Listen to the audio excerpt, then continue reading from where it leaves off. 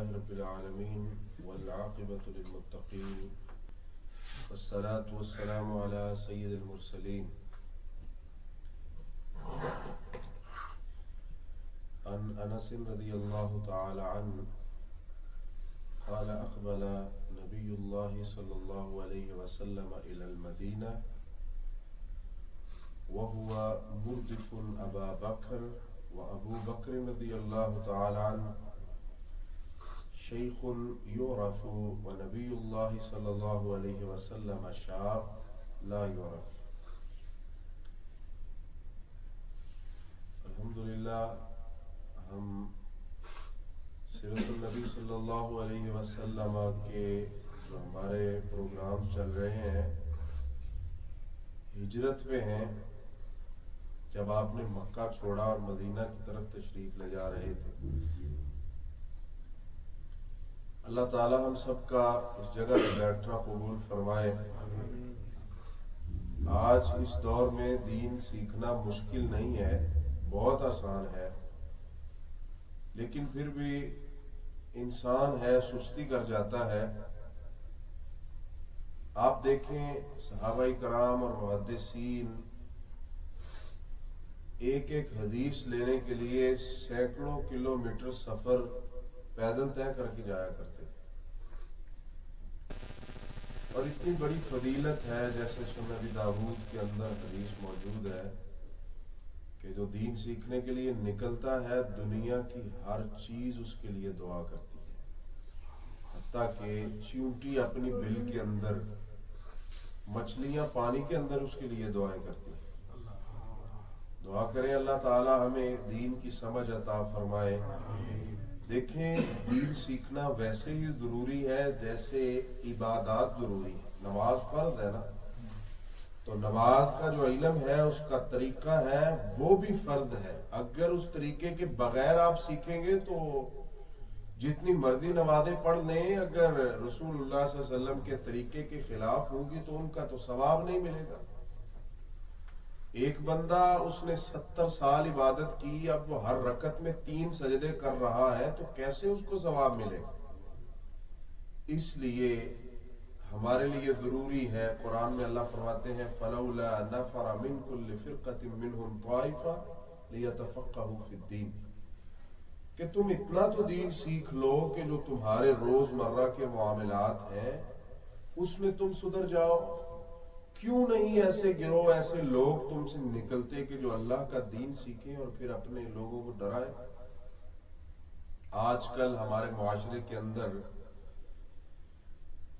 70%، 80% ایسے ہم کام کر رہے ہیں جن کا دین سے کوئی تعلق نہیں ہے، لیکن سنی سنائی باتوں پہ وہ ہو رہے ہیں.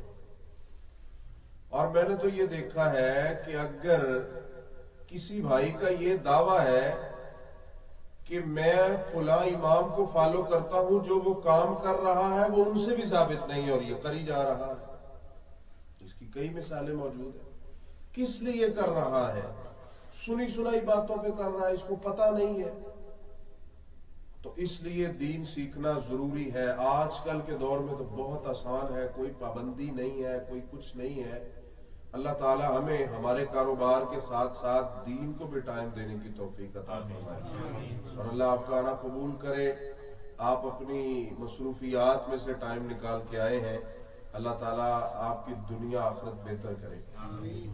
تو اللہ کے رسول صلی اللہ علیہ وسلم، میں نے آپ کو بتایا کہ مکہ سے نکلے اور اب مدینہ جا رہے ہیں. تو چونکہ حضرت ابو بکر رضی اللہ تعالیٰ عنہ سفید داڑھی تھی اور عمر سے بڑے لگتے تھے، تو ان کو لوگ جانتے بھی تھے، ان کی پہچان بھی تھی.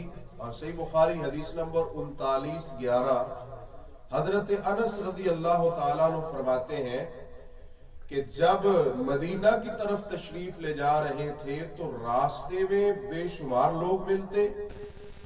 اب حضرت ابو بکر رضی اللہ تعالیٰ عنہ کو تو جانتے ہوتے تھے نا، یا اگر کوئی نہیں جانتا تو وہ پوچھتا کہ آپ کون ہو، تو وہ ان سے سوال کرتا جو بڑے لگتے ہیں عمر سے. سفید داڑھی تھی اور رسول اللہ صلی اللہ علیہ وسلم کی داڑھی مبارک سیاہ تھی اور آپ الحمدللہ جوان لگتے تھے. تو یہ بہت بڑا مسئلہ تھا، چونکہ مکہ چھوڑا اور مشرکین مکہ وہ آپ کے پیچھے ہیں اور انہوں نے آپ کو پکڑنے کے لیے لوگوں کو لالچ دیا ہوا ہے کہ آپ کو پکڑ لیں اور کچھ نہ کچھ کر دیں. لیکن ایک بات یاد رکھیں، آپ کو پتا ہے محمد رسول اللہ صلی اللہ علیہ وسلم سلامت بالکل صحیح مدینہ میں پہنچے تھے. اور جامع ترمذی کے اندر صحیح حدیث ہے، اللہ کے نبی صلی اللہ علیہ وسلم نے عبداللہ بن عباس رضی اللہ تعالیٰ عنہ سے فرمایا تھا کہ ابا عبداللہ، اگر تو اللہ کے حقوق کو پورا کرے گا، اللہ تعالیٰ کا خیال رکھے گا، تو اللہ کی مدد 24 گھنٹے تیرے ساتھ ہوگی، ہر وقت تیرے ساتھ ہوگی. اور اگر تیرا اللہ کے اوپر یقین ہے، تو مسلمان ہے، یہ یقین کر لے کہ پوری دنیا مل جائے، کائنات کی بڑی بڑی طاقتیں مل جائیں، عبداللہ کو ایک ذرہ کے برابر نقصان پہنچا دیں تو سن لے دنیا کی کوئی طاقت تجھے نقصان نہیں پہنچا سکتی مگر وہ جو اللہ نے لکھ دیا ہے. اور پوری دنیا مل جائے تجھے فائدہ دینے پہ، یہ عقیدہ ہے محمد صلی اللہ علیہ وسلم نے جو ہمیں دیا ہے، ہمیں سکھایا ہے. پوری دنیا مل جائے تجھے فائدہ دینے کے لیے ایک ذرہ برابر نہیں دے سکتی جب تک اللہ نہ چاہے. اللہ کے رسول فرماتے ہیں جو لکھا تھا وہ خشک ہو گیا اور کلمیں اٹھ گئی ہیں، اب ان کو کوئی چینج کر سکتا نہیں. یہ صرف اللہ ہی کی ذات ہے جو جب چاہے جیسے چاہے کسی کو نقصان پہنچا دے، کسی کو غریب کر دے، امیر کر دے، ختم کر دے. اللہ کے سوا کوئی ایسی ذات، کوئی ایسی طاقت نہیں ہے. اب آپ مجھے یہ نہ کہنا کہ آپ اپنی زبان سے کوئی گستاخانہ جملے کہہ رہے ہیں. میں آپ کو محمد رسول اللہ صلی اللہ علیہ وسلم کی وہ حدیث سنا رہا ہوں جس میں اللہ کے رسول صلی اللہ علیہ وسلم نے اللہ کی توحید ہمیں سنائی ہے. اور اگر گستاخی کی بات کریں تو گستاخ کے بارے میں قرآن میں اللہ فرماتے ہیں اِنَّا كَفَيْنَاكَ الْمُسْتَهْزِئِينَ، جو آپ کا گستاخ ہے ہم کافی ہیں. اس گستاخی کرنے والا وہ تو مسلمان نہیں ہو سکتا، وہ تو اسلام، اس نے اپنے اسلام کے جو قوانین ہیں وہ ختم کر دیے ہیں، وہ تو اسلام سے باہر ہو گیا ہے جو محمد صلی اللہ علیہ وسلم کا گستاخ. اور یاد رکھیں اسلام نے اللہ کی گستاخی برداشت نہیں کی اور محمد صلی اللہ علیہ وسلم کی گستاخی بھی برداشت. اور میں تو یہ آپ کو اکثر کہتا ہوں کہ نبی تو اپنی جگہ پہ ہے صلی اللہ علیہ وسلم. اسلام نے صحابہ کرام کی، تابعین کی، ائمہ کرام کی، محدثین کی، اولیاء اللہ کی، بلکہ کوئی عام مسلمان ہے اس کے بارے میں بھی آپ کچھ نہیں کہہ سکتے. اگر کہیں گے تو وہ غیبت ہوگی اور گنہگار ہوگی. اللہ کے رسول جا رہے ہیں، حضرت ابو بکر جا رہے ہیں. فَيَلْقَ الرَّجُلُ أَبَا بَكْرٍ رضی اللہ تعالیٰ عنہ، آگے سے کوئی بھی ملتا تو وہ ابو بکر رضی اللہ تعالیٰ عنہ سے کہتا کہ تم کون ہو؟ فرماتے میں ابو بکر ہوں. من هذا الرجل الذي معك، یہ جو تیرے ساتھ ہے یہ کون ہے؟ حضرت ابو بکر رضی اللہ تعالیٰ عنہ اب اگر بتائیں کہ یہ محمد رسول اللہ صلی اللہ علیہ وسلم ہے تو خطرہ ہے نا، خطرہ ہے. کیا فرماتے ہیں؟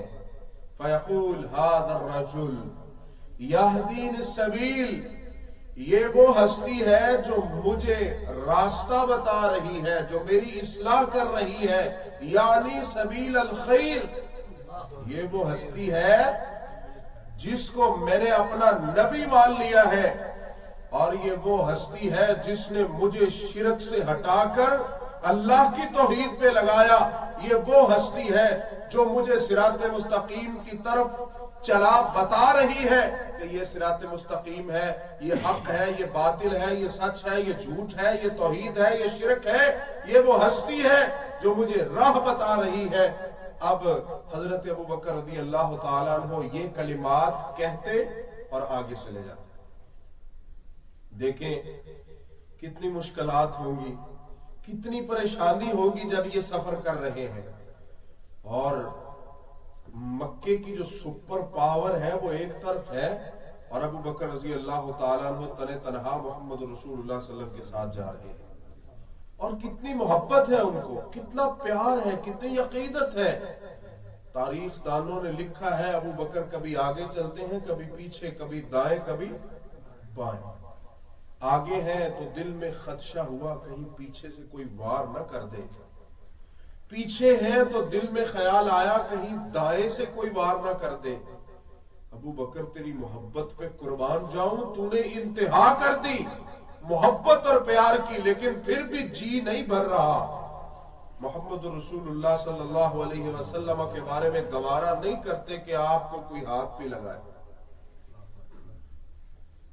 लेकिन वो कुफार क्या जाने, इनके साथ तो अल्लाह की सिक्योरिटी है ना।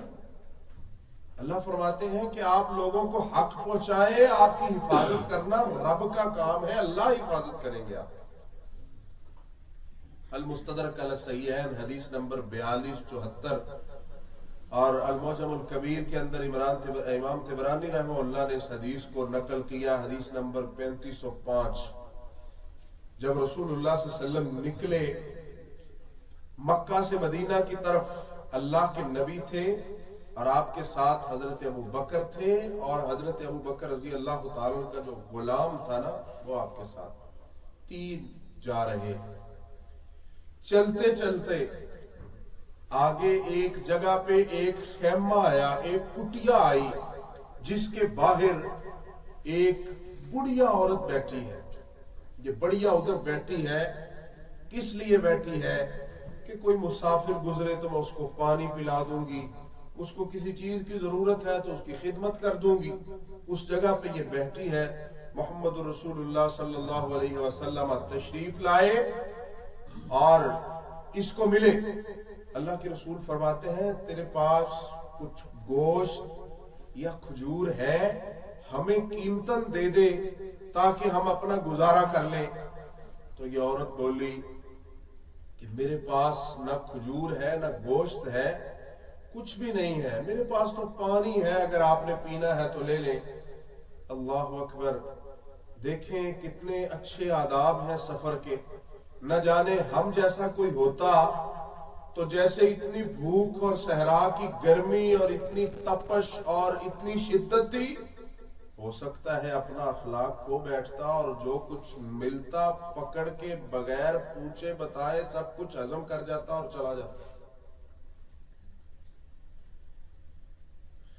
अल्लाह के रसूल फरमाते हैं वो खेमे के अंदर जो बकरी खड़ी है उसकी क्या सूरत हाल अगर हमें दूध मिल जाए।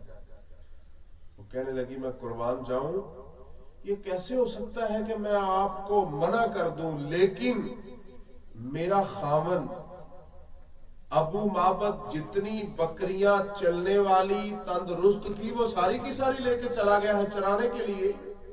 ये तो बेचारी लागर है, चल नहीं सकती, कुछ कर नहीं सकती, नकारा है जो इधर खड़ी है।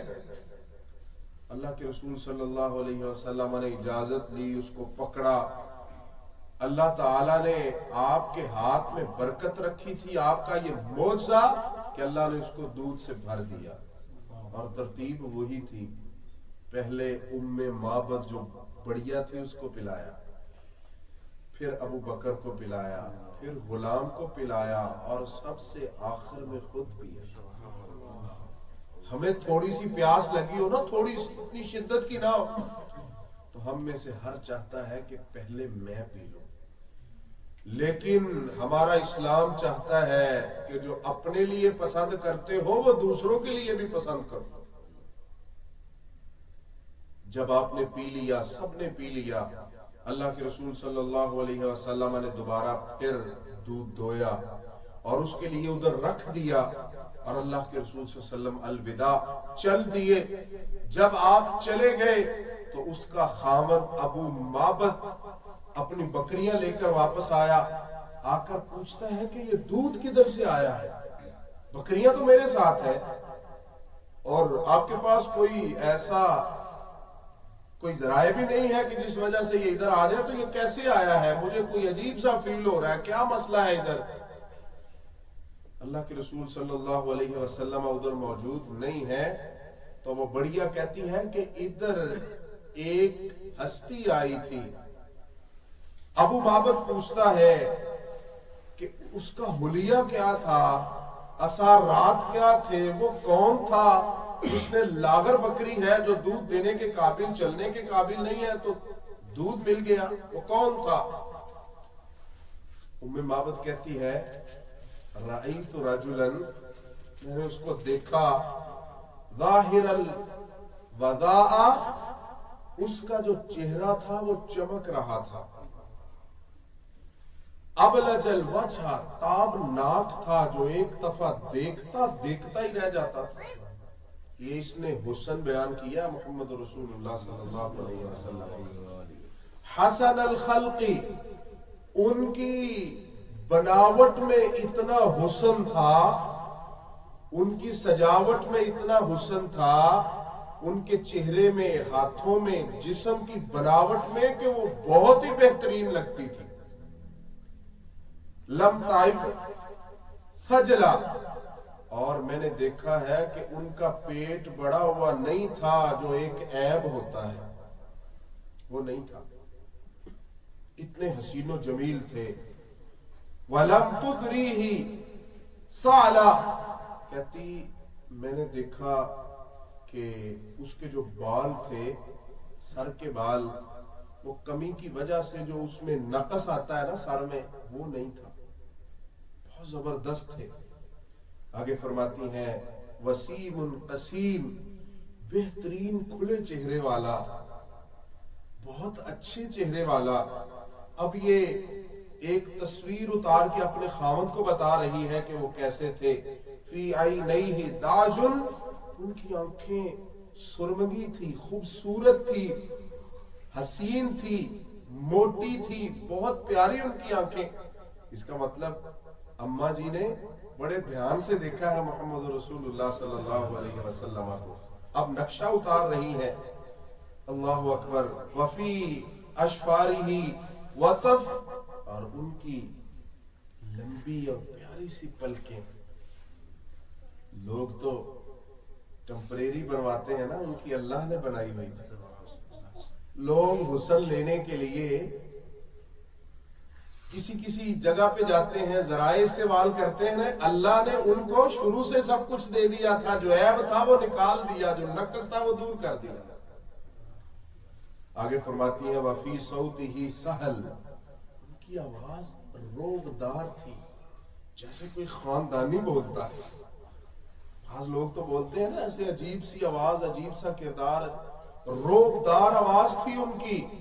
وفی عنقہ ست، اور ان کی گردن ایسے لمبی تھی، اتنی سجاوٹ والی کہ جیسے ایک سراہی بنی ہوتی ہے. آگے فرماتی ہیں وفی لحیتہ کثاثہ، اور ان کی جو داڑھی مبارک تھی وہ گھنی تھی، ایسے لگتی تھی کہ جیسے گنائی میں. کون بتا رہی ہے؟ ام معبد. وہ بڑھیا بتا رہی ہے اللہ کے رسول صلی اللہ علیہ وسلم کا حسن. اب آپ کو بھی یقین ہے، میرا بھی ایمان ہے کہ محمد صلی اللہ علیہ وسلم بہت بڑے حسین تھے. کیا بتا رہی ہے؟ وفی لحیتہ کثاثہ، ان کی جو داڑھی مبارک تھی وہ گھنی تھی. اس کا مطلب کیا ہوا کہ محمد صلی اللہ علیہ وسلم، بولیے، چلو جنہوں نے نہیں رکھی وہ رہنے دیں، دوسرے تو بولیں کہ وہ داڑھی مبارک والے تھے. اللہ نے حسن کیسے دیا تھا؟ داڑھی کے ساتھ دیا تھا. یا تو حسن نہ مانے، اگر حسن مانتے ہیں تو پھر داڑھی کے ساتھ، گھنی داڑھی. اللہ اکبر. اللہ نے کتنی سجاوٹ رکھی ہوگی. اگر یہ حسن کو مان کرتی ہوتی، اگر اس سے حسن میں نقص ہوتا، خدا کی قسم اللہ محمد رسول اللہ صلی اللہ علیہ وسلم کو نہ دیتے. فرماتی ہے گھنی داڑھی ہے ان کی. ان سمتا فعلیہ الوقار، جب وہ خاموش رہتا تھا تو اتنا پروقار لگتا تھا، اتنا پروقار کہ بندے کا جی چاہتا ہے ان کی خاموشی کو دیکھتا ہی رہو. بہت پروقار تھا جب چپ تھا. جب خاموش تھے تو پروقار تھے، جب بولے تو اللہ نے قرآن بنا دیا. بہت پروقار تھے. وَإِن تَكَلَّمَ سَمَا، اگر گفتگو کرتے تو اتنی پرکشش ہوتی کہ لوگوں کو اپنی طرف کھینچتی. خاموشی بھی اچھی اور بولنا بھی. اسی لیے آپ نے فرمایا کہ جو اللہ اور آخرت پہ ایمان رکھتا ہے، من کان یؤمن باللہ والیوم الاخر فلیقل خیرا او لیصمت، جو اللہ اور آخرت پہ ایمان رکھتا ہے چپ رہے، اگر بولے تو اچھی بات کرے. وَأَحْسَنَهُ وَأَجْمَلَهُ مِنْ قَرِيبٍ، جب کوئی ان کو قریب سے دیکھتا تو ایسے لگتا کہ اللہ نے کائنات کا حسن و جمال ادھر ہی جمع کر دیا. اسی لیے حضرت حسان رضی اللہ تعالیٰ جو پیغمبر صلی اللہ علیہ وسلم کی نعت پڑھا کرتے تھے، لیکن اس میں شرک نہیں. اللہ کے رسول خود منع فرما دیا کرتے، اس میں شرک نہیں تھا. نعت پڑھتے تھے، نوٹوں کی بارش اور ریٹ نہیں تھا، محبت تھی نا. فرماتے ہیں کَأَنَّكَ قَدْ خُلِقْتَ كَمَا تَشَاءُ، ایسے لگتا ہے جیسے آپ کہتے گئے رب بناتا گیا. ہے نہیں، کہتے ہیں لگتا ایسے ہے، حالانکہ اللہ نے بغیر کہنے کی بہت حسین و جمیل بنا دیا. فرماتی ہیں جب کوئی قریب سے دیکھتا تو ایسے لگتا کائنات کا حسن و جمال ادھر ہی ہے. اور آپ نے سنا کہ جنہوں نے حضرت یوسف علیہ السلام کو دیکھا تھا نا، اپنی انگلیاں کاٹ لی. وَقُلْنَا حَاشَ لِلَّهِ، اور کہا کہ یہ تو بشر ہے ہی نہیں، یہ تو انسان ہے ہی نہیں، یہ تو ایک کوئی معزز فرشتہ لگتا ہے. لیکن انہوں نے دیکھ کر انگلیاں کاٹی تھی. محمد صلی اللہ علیہ وسلم کو جنہوں نے دیکھا انہوں نے اسلام پہ اپنی گردنیں قربان کر دی. حسن بھی بہت ہے، جمال بھی بہت ہے، کمال بھی بہت ہے، سچائی بھی بہت ہے. فرماتی ہے فصلاً، اللہ کے نبی صلی اللہ علیہ وسلم جب بات کرتے تو ایسے نہیں کہ بات کے اوپر بات جو کسی کو سمجھ نہیں آ رہی، بات ایسے کرتے کہ اس میں فاصلہ ہوتا اور ایک کے ساتھ دوسری جڑی ہوئی. کان منطقہ خرزات نظم یتحدر، ان کی زبان سے جب جملے نکلتے تو ایسے ہوتا جیسے موتیوں کی ایک لڑی ہے اور اس سے موتی گر رہے ہیں، قطار در قطار موتی گر رہے ہیں. ایسے لگتا تھا جب بات کرتے. آگے ایک بڑی پیاری بات کہی. فرماتی ہیں ان کا قد نہ بہت لمبا جو عیب ہو، نہ بہت چھوٹا جو لوگوں کو عجیب لگے. ہاتھوں کی موٹائی نہ اتنی موٹی جو بری لگے، نہ اتنی باریک کہ جو نقص ہو. ہر چیز اللہ نے بالکل حسن جیسی. دیکھیں نا، حسن صرف رنگت میں تو نہیں نہ ہوتا، چال میں بھی ہوتا ہے، سیرت میں بھی ہوتا ہے، گفتگو میں بھی ہوتا ہے، بناوٹ اور سجاوٹ میں بھی ہوتا ہے. فرماتی ہے اللہ نے ہر وہ چیز عطا فرمائی تھی جو درمیانی تھی اور عیب سے پاک تھی. لہو رفقا یحفون بہ، ام معبد کہتی ہے ابو معبد میں نے دیکھا اس کے ساتھ دو اس کے ساتھی تھے اور وہ ایسے اس کے ساتھ لگے ہوئے تھے، ایسے چل رہے، ایسے اس کے آگے پیچھے جیسے ستاروں نے چاند کو گھیرا ہوتا ہے. وہ ڈنڈی مارنے والے نہیں تھے. ڈنڈی مارنی ہوتی تو مکہ سے ساتھ چلنے کی کیا ضرورت ہے. اور آگے بڑی پیاری بات کہی. ان قال سمعوا لقوله وان امر تباردوا الى امره، وہ ایسے ہلکا بنائے ہوئے ہیں جیسے چاند کے گرد ستارے ہوتے ہیں اور ان کے کان آواز کی طرف ہے اور ان کا دھیان آپ کے لب مبارک کی طرف ہے. آپ کی زبان سے بات نکلتی تھی تو فوراً مانتے تھے. جو آپ کہتے تھے سو کرتے تھے، جو آپ کا حکم تھا فوراً اس کو مانتے تھے. کوئی لالچ تھا ابو بکر؟ کوئی اللہ کے نبی کے پاس خزانے تھے جو مدینہ میں جا کے لینے تھے؟ ابو بکر کون سی چیز ہے کہ تم جان بھی دے رہے ہو، اتباع بھی کر رہے ہو، सब कुछ कर रहे हो, क्या वजह है? कुरान में अल्लाह फरमाते हैं ये वो मेरे बंदे हैं जो जन्नत लेने के लिए सब कुछ कर रहे हैं। इनके दिलों में जन्नत का लालच है, जहन्नम का डर है। और ये क्या दोस्ती है, कुर्बान जाऊं। दुनिया में भी साथ थे, कब्र में भी, और कल क़यामत के दिन भी। इसीलिए जब फारूक आज़म रज़ी अल्लाह ताला अन्हु की मैयत हुजरा आशा के सामने लाई गई, सही बुखारी के अंदर हदीस मौजूद है, हजरत अब्दुल्ला बिन अब्बास रज़ी अल्लाह ताला अन्हु फरमाते हैं आज जब लोग उनके खिलाफ बोलते हैं तो परवाह नहीं करते। अब्दुल्ला बिन अब्बास फरमाते हैं मैं उधर खड़ा हूं हुजरा सिद्दीका के सामने, अल्लाह के नबी और अबू बकर रजी अल्लाह ताला की कब्र मुबारक अंदर मौजूद है, मैं उधर खड़ा हूं, हजरत फारूक की मैयत लाई गई। ये अल्लाह ने क्यों इतना मर्तबा दे दिया? फरमाते हैं मेरे पीछे कमर पे आके किसी ने हाथ रखा और कहा उमर तेरी क्या शान है। ये फैसला हो चुका था कि उमर भी इधर ही दफन होंगे रजी अल्लाह ताला। उमर तेरी क्या शान है। मैंने दुनिया में देखा अब्दुल्ला बिन अब्बास की कमर पे हाथ रख के कोई कह रहा है, क्या पता कौन रहा है? हजरत अली रजी अल्लाह ताला। इसी को तो मान लो। अगर सहाबाई कराम का एहतराम नहीं करते, उनकी इज्जत और वकार को नहीं मानते, जिसको मानने का तुम्हारा दावा है उनकी ही मान लो। कमर पे हाथ रखा हुआ है हजरत अली रजी अल्लाह ताला ने। फरमाते हैं उमर तेरे क्या कहने, दुनिया में मैं अक्सर सुना करता था अल्लाह के रसूल फरमाते थे कि ये काम मैं अबू बकर और उमर करके आए हैं, फुला जगह पे मैं अबू बकर और उमर जा रहे हैं, फुला जगह पे मैं अबू बकर उमर बैठे थे। आज अल्लाह ने उमर तुझे मोहम्मद रसूलुल्लाह का साथ हुजरा आयशा में भी नसीब कर दिया। मेरे भाइयों, अल्लाह हमें ऐसा तकवा अता फरमा दे, ऐसी नबी सल्लल्लाहु अलैहि वसल्लम की इत्तिबा और इताअत अता फरमा दे, कल क़यामत के दिन जब हम दुनिया से जाएं, अल्लाह की तरफ से ऐलान हो जाए मन युतिल्लाह व रसूल फउलाइका मअल्लज़ीना अनअम अल्लाहु अलैहिम मिनन नबिय्यीन वस्सिद्दीकीन वश्शुहदाኢ वस्सालिहीन व हसुन उलाइका रफीका।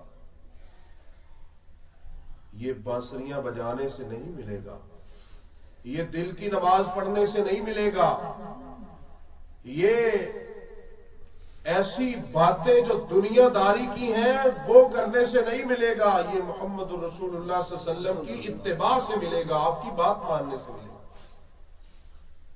झूठी मोहब्बतों का कोई फायदा नहीं है। दुआ करें अल्लाह हमें मोहम्मद सल्लल्लाहु अलैहि वसल्लम की सच्ची मोहब्बत अता फरमाए। और मोहब्बत क्या होती है आप देख रहे हैं, जिन्होंने मोहब्बत की उन्होंने घर भी हमारी तरह ये नहीं कहा कि हमें मोहब्बत है और ठीक है मोहब्बत है तो हम क्या करें। एक दोस्त बता रहे थे कि मैं पहले तकरीरें सुनता होता था कि नबी से इश्क करो सल्लल्लाहु अलैहि वसल्लम, तो मैं सुनता होता था और सोचता था कि वो कैसे करूं। सिर्फ इश्क करो स्टॉप। तो मैं सोचता था कैसे करूं, क्या करूं। अब मुझे पता चला है कि नबी की मोहब्बत का मतलब है 24 घंटे अल्लाह के रसूल की इत्तिबा में गुजारो। कुल इन कुंतुम तुहिब्बूनल्लाह फत्तबिऊनी। सबसे मोहब्बत की पहली जो सीढ़ी है वो आपकी मोहब्बत। इसी तो कहते हैं कि पेश पेश होकर बात को मानना। और अल्लाह ने उन लोगों को क्या जन्नत में मुकाम दिया है कि जो पहलों में से थे, जिन्होंने सब कुछ छोड़कर इस्लाम की मदद की। दुआ करें अल्लाह हमें ऐसी मोहब्बत अता फरमाए। वैसी मोहब्बत ना हो कि मैं बहुत इश्क करता हूँ, तो शराब क्यों पी रहा, तो ये तो दुनियादारी है। नमाज को नहीं पर छोड़ो, हमने तो दिल की नमाज है। ये कौन सी नमाज, नो टेंशन। अच्छा यार ये तेरे काम शरीयत के कोई मसला नहीं है। ऐसी मोहब्बत अल्लाह को काबिल कबूल नहीं है, ये तो झूठी मोहब्बत है। और آپ کو میں مثال نہیں دیتا, آپ سب سمجھتے ہیں محبت کے قواعد و ضوابط اور سب جانتے ہیں. اللہ اور اس کے رسول صلی اللہ علیہ وسلم سے محبت کرنے والوں, محبت کا سب سے پہلا جو سبق ہے وہ محمد صلی اللہ علیہ وسلم کی اتباع اور آپ کی اطاعت. فرماتی ہے میں نے دیکھا آپ کی زبان مبارک سے بات نکلتی تو وہ فوراً اس کو مانتے تھے. اللہ اکبر. ان کے اوپر ایک دھاری دھار چادر تھی اور یہ 2 لوگ ان کے ساتھ تھے. میں نے دیکھا ان کی پیشانی کے اوپر لا عابس ولا مفند, ان کی پیشانی کے اوپر بال نہیں تھے, کھلی ہوئی تھی, اور ان کی طبیعت کے اندر ترش پن نہیں تھا. اس کی بات کر رہا ہوں. آج کل کا مسلمان بولے تو دل کرے پتہ نہیں لوگوں کا دل ٹوٹ جائے, اتنے برے لہجے سے بولتے ہیں. ان کی گفتگو میں نرمی تھی اور پیشانی پہ بال نہیں تھے. یہ محمد رسول اللہ صلی اللہ علیہ وسلم تھے. چلے گئے ہیں, کہتی ادھر سے چلے گئے ہیں. اب ابو معبد کہتے ہیں قال ابو معبد ھذا واللہ, اللہ کی قسم, ھذا واللہ صاحب قریش الذی ذکر لنا, اللہ کی قسم اگر تو سچ کہہ رہی ہے, جو تو نے بتایا اگر وہ سچ ہے, تو میں اللہ کی قسم کھا کے کہتا ہوں یہ وہی ہستی ہے جس کو قریش والے جادوگر کہتے ہیں. یہ وہی ہستی ہے جس کے بارے میں وہ طرح طرح کی باتیں کرتے ہیں. لیکن اگر میری زندگی رہی تو میں ان کے پاس ضرور جاؤں گا اور ان کا کلمہ ضرور پڑھوں گا. یہ آپ کا اخلاق ہے. میرے بھائیوں, بلال بھی تھے, ظاہری حسن نہیں ہے, موٹی ناک ہے, موٹے ہونٹ ہیں, لیکن اللہ نے اتباع رسول دی, اللہ نے سیرت کو حضور جلیل بنا دیا. اور اللہ تو سیرت دیکھتے ہیں نا. ان اکرمکم عند اللہ اتقاکم. اپنے دلوں کی صفائی کر لو, اپنے دلوں کو حسد اور بغض سے پاک کر لو, اپنے دلوں کو قرآن و سنت کے مطابق کر لو. آپس میں جو نفرتیں اور قدورتیں ہیں ان کو نکال دو, تاکہ اللہ ہمارے ساتھ محبت کر لے, جو ایسی محبت ہو کائنات میں بھی سلامت رہے اور مرنے کے بعد قبر اور پھر حشر میں بھی سلامت رہے. میرے بھائیوں, صرف زبانی باتوں سے کچھ نہیں بنے گا. اور دیکھیں ایمان جو ہے نا بندے کا, وہ اپ ڈاؤن ہوتا رہتا ہے نا. اور یہ سب کچھ, یہ جو سلسلے اسی لیے ہے نا کہ بندے کا ایمان, ہم جمعہ پڑھتے ہیں نا, ایک ہفتے کے بعد کمی بیشی ہو تو وہ پوری ہو جاتی ہے نا. وَذَكِّرْ فَإِنَّ الذِّكْرَىٰ تَنفَعُ الْمُؤْمِنِينَ.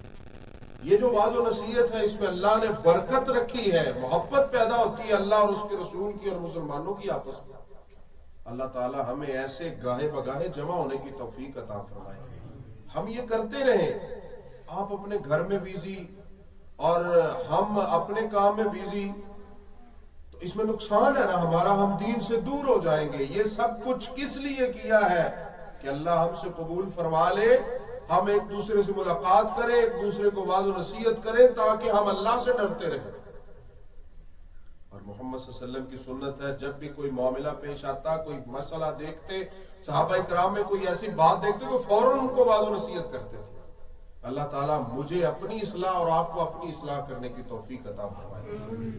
جب آپ ادھر سے نکلے, خیمہ سے نکلے اور آگے گئے, صحیح بخاری کے اندر حدیث نمبر 3906 ہے, ان عروہ بن زبیر رضی اللہ تعالی عنہ, عروہ بن زبیر کہتے ہیں کہ ان رسول اللہ صلی اللہ علیہ وسلم لاقیت زبیرہ, اللہ کے رسول جب ادھر سے نکلے تو آگے حضرت زبیر رضی اللہ تعالی عنہ کو ملے, فی رکب من المسلمین, وہ مسلمانوں کے قافلے کے ساتھ تھے. اللہ کے نبی ان کو ملے, انہوں نے جب محمد صلی اللہ علیہ وسلم کو دیکھا, سفر سے آ رہے ہیں, اتنے دنوں کا سفر ہے, اور آپ صلی اللہ علیہ وسلم کے کپڑے مبارک, یہ ہمارے جیسا سفر نہیں تھا, کیری ساتھ ہے, جدھر چاہیں جب چاہیں اپنا ڈریس چینج کر لیں, یہ وہ سفر نہیں تھا.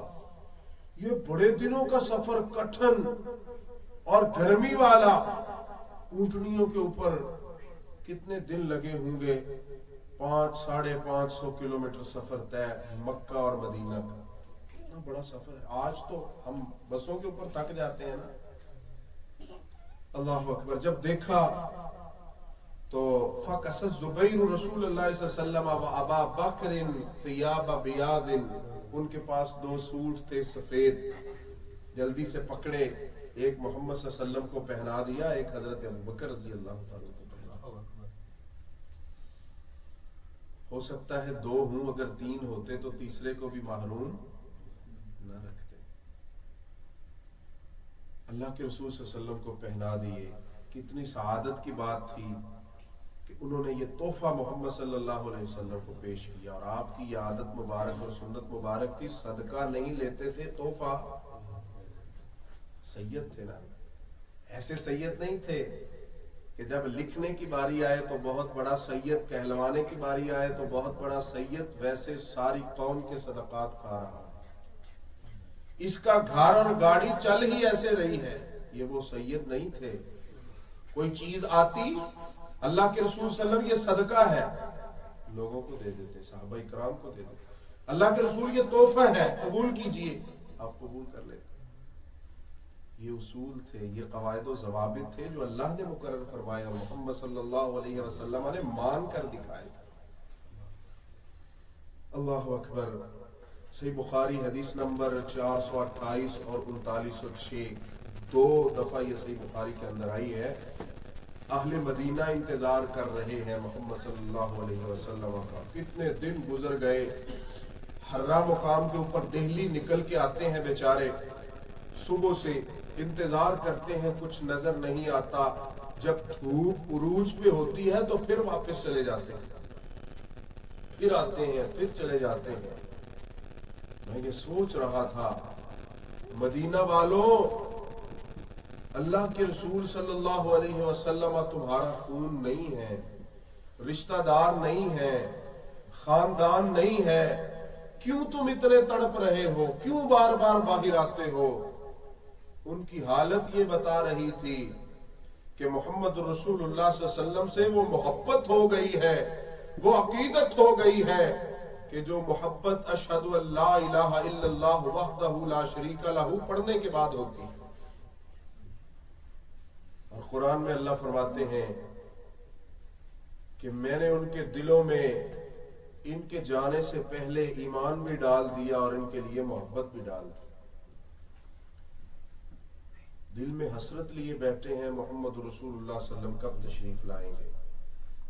کچھ دن گزرے، ایک یہودی اپنی چھت پہ چڑھا، اس نے دیکھا سامنے محمد رسول اللہ صلی اللہ علیہ وسلم اپنے 2 ساتھیوں کے ہمراہ تشریف لا رہے ہیں۔ فَلَمْ يَمْلِكِ الْيَهُودُ أَنْ قَالَ بِعَالَى صَوْتِهِ يَا مَعْشَرَ الْعَرَبِ هَذَاكُمْ الَّذِي تَنْتَظِرُونَ، لوگوں وہ دیکھو تمہارا مقصود آ رہا ہے، کئی دنوں سے تم جس کی انتظار میں ہو۔ محمد صلی اللہ علیہ وسلم کے بارے میں ان کو خبر ملی۔ فَثَارَ الْمُسْلِمُونَ إِلَى الصَّلَاةِ، مسلمان اپنی تلواروں کی طرف دوڑے۔ اپنی، یہ تو زیور ہے نا ان کا، اور یہ عرب کا رواج تھا، ہر وقت ان کے ساتھ ہوتی، جب گھر سے نکلتے تو ان کے ساتھ تلواروں کو لیا، اپنی میانوں میں ڈالا، اپنے تیروں کو کمانوں میں ڈالا، اور محمد رسول اللہ صلی اللہ علیہ وسلم کی طرف لپ کے آ کر آپ سے ملے۔ اب آپ نے سنا ہوگا کہ وہ جو مشہور ہے طلع البدر علینا، سنا ہے نا، جس کے بارے میں یہ کہا جاتا ہے کہ جب محمد رسول اللہ صلی اللہ علیہ وسلم مدینہ تشریف لائے تو ادھر کیا ہوا؟ جشن ہوا۔ یہ جو نشید ہے کسی حدیث میں نہیں ہے، اس کی سند صحیح نہیں ہے، یہ کہاوت بنی ہوئی ہے، اور اس کے اوپر ہم نے تم سے بہت کچھ نکلوا لیا۔ کچھ نہیں تھا، انہوں نے اپنی تلواریں لی اور محمد صلی اللہ علیہ وسلم کو آ کے ملے، اللہ کے رسول صلی اللہ علیہ وسلم سے ملاقات کی انداز کیا تھا؟ صحیح حدیث جو میں آپ کو سنا رہا ہوں حضرت ابوبکر رضی اللہ تعالیٰ کے بارے میں، لوگ سوچ رہے تھے کہ یہ اللہ کے نبی ہوں گے، چونکہ سفید داڑھی تھی نا۔ تو جب حضرت ابوبکر رضی اللہ تعالیٰ نے دیکھا کہ جو رسپیکٹ محمد رسول اللہ کی چاہیے تھی وہ مجھے لوگ دے رہے ہیں، کیا محبت ہے، فوراً کپڑا پکڑا اور ان کے اوپر کر دیا کہ لوگ سمجھیں یہ بھی ان کا غلام ہے، یہ بھی ان کا خادم ہے، یہ نبی نہیں ہے۔ آج کل کسی کو 2 ٹکے کے وزیر کا ساتھ مل جائے تو وہ اکڑ کے چلتا ہے کہ پتہ نہیں میں کیا بن گیا ہوں، لیکن ان کی عاجزی اور انکساری، یہ سیرت النبی ہے صلی اللہ علیہ وسلم۔ اللہ کے نبی صلی اللہ علیہ وسلم لوگوں سے ملے، آپ نے ملاقات کی، جو اتنے دنوں سے ترس رہے تھے آپ کا چہرہ مبارک دیکھنے کو، اور اللہ نے ان کو یہ کیا شرف بخشا ہے کہ نبی صلی اللہ علیہ وسلم فرماتے ہیں طوبیٰ لمن رآنی، ان کے لیے خوشخبری ہے جنہوں نے محمد رسول اللہ صلی اللہ علیہ وسلم کو دیکھا۔ یہ تو وہ لوگ تھے جب پریشان ہوتے تو آپ کے چہرہ انور کو دیکھ کر اپنی پریشانیاں دور ہو جاتی تھی۔ محمد صلی اللہ علیہ وسلم کو دیکھا، آپ آئے، آپ نے بنی عمر بن عوف کے محلے کے اندر قیام کیا جدھر آج مسجد قباء ہے۔ جب مدینہ داخل ہونا، اب تو بہت بڑا شہر ہے، ادھر آپ نے قیام کیا، 10 راتیں آپ ادھر ٹھہرے، اور اس میں اللہ کے رسول صلی اللہ علیہ وسلم نے مسجد بنائی۔ دیکھیں سیرت، جس جگہ پہ جا کے پہلا قیام کیا، پہلا کام کیا کیا؟ مسجد۔ 10 دن کے بعد آگے گئے، ادھر جا کے کیا کیا؟ مسجد بنائی۔ چونکہ مسلمانوں کے لیے مسجد ہی تو ہے، اور ہے کیا ہے ان کے جمع ہونے کے لیے، وعظ و نصیحت کے لیے، دعوت و تبلیغ کے لیے، اور کیا ہے؟ اسی لیے اللہ کے رسول صلی اللہ علیہ وسلم فرماتے ہیں احب البلاد الی اللہ مساجدها، لوگوں کائنات میں اللہ کو سب سے محبوب اگر کوئی جگہ ہے تو وہ مسجد ہے۔ ابغض البلاد الی اللہ اسواقها، سب سے بری اور بدترین اگر کوئی جگہ ہے تو وہ بازار۔ اسی لیے اللہ تعالیٰ فرماتے ہیں پیغمبر صلی اللہ علیہ وسلم جس کا دل مسجد سے لگ گیا قیامت کے دن کوئی سایہ نہیں ہوگا، میں اس کو اپنا سایہ دوں گا۔ رجل قلبہ معلق بالمسجد، اللہ ہمیں مسجد کی محبت عطا فرمائے۔ یہ مسجد کی محبت ہوتی ہے جس وجہ سے بندہ نمازی بھی بنتا ہے، قاری بھی بنتا ہے، عالم بھی بنتا ہے، سب کچھ سیکھ لیتا ہے۔ میرے بھائیوں، مسجدوں کو ٹائم دیا کرو۔ جب تمہارے پاس ٹائم ہو، ہفتے میں 1 دفعہ، 2 دفعہ، 3 دفعہ، 4 دفعہ، بجائے کسی ایسی مجلس میں برباد کرنے کے، اللہ نے ہمیں مسلمان بنایا، ہم اپنا ٹائم مسجد کو دے دیں، اس سے فائدہ ہوگا۔ کچھ دین سیکھ لیں، کچھ قرآن اور احادیث سیکھ لیں۔ اللہ کے نبی صلی اللہ علیہ وسلم نے مسجد قباء بنائی، اور سنن ابن ماجہ حدیث نمبر 1411 اور سنن ترمذی حدیث نمبر 324، قال النبی صلی اللہ علیہ وسلم صلاۃ فی مسجد قباء کا عمرہ۔ اللہ کے نبی صلی اللہ علیہ وسلم فرماتے ہیں جس نے مسجد قباء میں نماز پڑھی اللہ اسے، اور اللہ کو بڑی محبت تھی ان لوگوں سے، اللہ نے ان کی محمد صلی اللہ علیہ وسلم پر وحی اتاری کہ قباء والے مجھے بڑے اچھے لگتے ہیں۔ اللہ سے محبت کا دعویٰ تو ہر بندہ کرتا ہے نا، شرابی بھی کہتا مجھے اللہ سے محبت ہے، زانی بھی کہتا مجھے اللہ سے محبت ہے، چور حرام کھانے والا کہتا مجھے اللہ سے محبت ہے، لیکن اللہ جسے کہے کہ مجھے تجھ سے محبت ہے پھر ہی مزہ ہے نا۔ اللہ کہتے ہیں مجھے قباء والوں سے محبت ہے، کیوں؟ یہ طہارت کا بڑا خیال رکھتے ہیں۔ آج کا مسلمان جدھر قضاء حاجت ہوئی، پیشاب کیا، کر لیا، ویسے اٹھ گیا، کپڑوں کا خیال نہیں کرتا، شلوار کا خیال نہیں کرتا، پیشاب کے قطروں سے بچتا نہیں ہے، اور پھر کہے نماز پڑھ لے تو کہتا میرے کپڑے خراب ہیں۔ وہ تو کیسا مسلمان ہے کہ تو بغیر طہارت کے پھر رہا ہے؟ اور حدیث میں آتا ہے اسی وجہ سے بندے کو قبر کا عذاب ہے۔ اللہ کے رسول صلی اللہ علیہ وسلم کو رب کہہ رہے ہیں قباء والوں سے مجھے بڑی محبت ہے، اس لیے کہ یہ صفائی کا بڑا خیال رکھتے ہیں، جب پیشاب کرتے ہیں پہلے مٹی پتھر اور پھر پانی استعمال کرتے ہیں۔ یہ وہ کرنے کے کام ہیں جس سے اللہ کی محبت ملتی ہے، اور کچھ کرنے سے ملتی ہے بغیر کیے۔ اچھا، ہم سب میں سے کوئی بندہ ایسا ہو کہ جو اپنے گھر بیٹھ جائے، کچھ نہ کرے، اس کو کچھ ملے گا؟ کچھ نہیں ملے، اللہ کہ وہ جھوٹ وغیرہ بول کے وہ کچھ لے لے گورنمنٹ سے، وہ تو اور بات ہے نا۔ بغیر، وہ بھی کچھ کرنا ہے نا، اس نے کچھ کیا ہے نا، فارم فل کیا، اس کے بعد اور بغیر کچھ کرنے کے کچھ ملتا ہے؟ کچھ نہیں ملتا۔ اگر بغیر کچھ کرنے سے ادھر کچھ نہیں ملتا تو ادھر کیسے مل جائے گا؟ نہ تو نماز پڑھتا ہے، نہ روزہ رکھتا ہے، نہ سچ بولتا ہے، نہ حلال کھاتا ہے، کچھ بھی نہیں کرتا، اور پھر کہتا ہے کہ قیامت کے دن مجھے نبی کا ساتھ ملے گا۔ ایسے لوگوں کو نبی صلی اللہ علیہ وسلم کا ساتھ، نبی صلی اللہ علیہ وسلم کا ساتھ تو ان کو ملا تھا جو پاک صاف تھے، جو نمازی تھے، جو توحید پرست تھے، جو اللہ کو ماننے والے تھے۔ تو ادھر آج ہم اپنی بات کو ختم کرتے ہیں۔ انشاءاللہ آئندہ جو 15 دن کے بعد ہمارا یہی پروگرام ادھر سے شروع کریں گے کہ آپ مدینہ الرسول میں کیسے داخل ہوئے، کیسے آپ نے مسجد کا اجرا کیا، اور پھر اس کے بعد اللہ کے رسول صلی اللہ علیہ وسلم نے دین کی سربلندی کے لیے کیا کیا، اور صحابہ اکرام نے ان کا ساتھ کیسے دیا، کیا کچھ اپنا دین کے لیے انہوں نے قربان کیا۔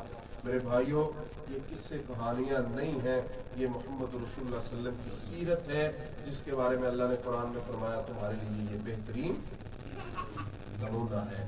اللہ تعالی ہمیں اس کے اوپر عمل کرنے کی توفیق عطا فرمائے۔ آخر دعوانا الحمدللہ رب العالمین۔